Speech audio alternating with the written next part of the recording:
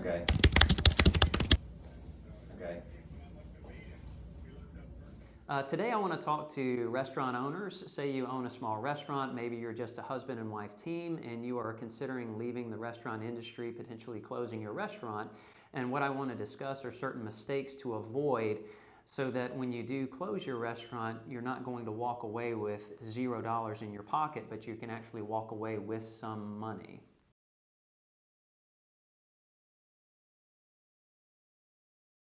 My name is Taylor, and I am a certified restaurant broker with the restaurant brokerage firm We Sell Restaurants. We Sell Restaurants is a tremendous resource for restaurant owners.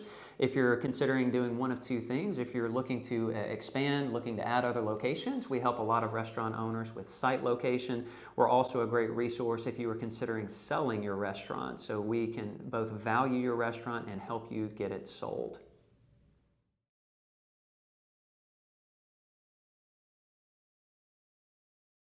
The number one mistake to avoid is closing your restaurant, locking the door and walking away from your restaurant and letting the landlord know that you are now closed and you violate the terms of your lease. What will happen is the landlord will more than likely come after you to try and collect on the rent that you owe them. So how can you avoid this? Avoid this mistake by hiring someone like myself, a restaurant broker, to list your restaurant space as an asset sale.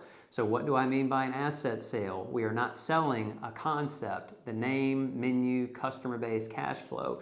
We are just selling the assets that are inside the space, and then the lease, your name is on that commercial lease, and the lease is going to be assigned from you to whoever the buyer of that restaurant space will be.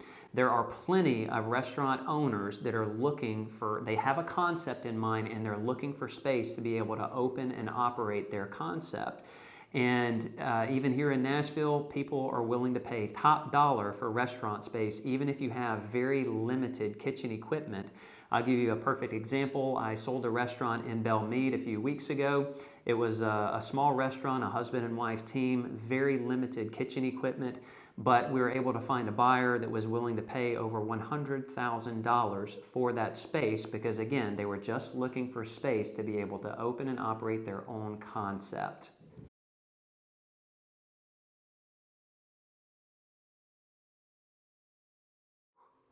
The second major mistake to avoid if you're considering closing your restaurant is allowing your lease to expire. If you let your lease expire and you close your restaurant, you will walk away with $0, with no money in your pocket. The solution to avoid this mistake is go to your landlord and ask the landlord for extension options, maybe one 5-year extension option, 2 5-year extension options, or maybe one 10-year extension option. The reason for this is there's no buyer that's going to come and buy your restaurant, whether it's a profitable restaurant that's making money or maybe it's just an asset sale and the restaurant owner is just looking for space to open and operate their own concept. Nobody is going to pay you money if there's only 2 or 3 years left on your commercial lease.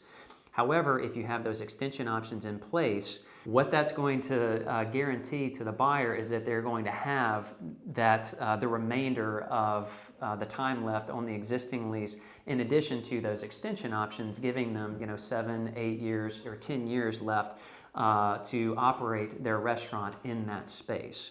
I'll give you a perfect example. I just had a listing appointment this morning with a restaurant owner in the Kingston Springs area. It was the same situation. He only had 2 years left remaining on his commercial lease, but there are no extension options in place. And so I'm having that restaurant owner contact the landlord and ask for a minimum of one 5-year extension option so that whoever the buyer is going to be, again, they will have that peace of mind that they will have access to be a tenant in that space for a minimum of 7 or 8 years.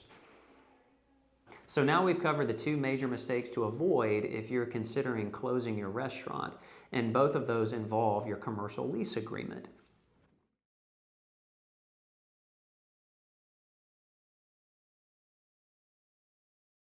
Most restaurant owners that I talk to think that they will not be able to sell their restaurant because they do not own the building and the land. They lease their restaurant space. Well, 90% of our clients lease their restaurant space. And if you lease your space, but you want to sell your restaurant, that involves a very simple assignment of your lease, where your lease is going to be assigned from you to whoever the buyer is going to be.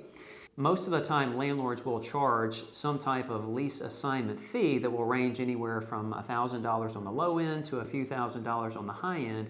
But that's part of my job as a restaurant broker. We ask the buyer to pay that lease assignment fee because what is the landlord doing? The landlord is qualifying that buyer as a new potential tenant for that space. So it only makes sense for the buyer to pay that fee, not you as a restaurant owner to pay that lease assignment fee.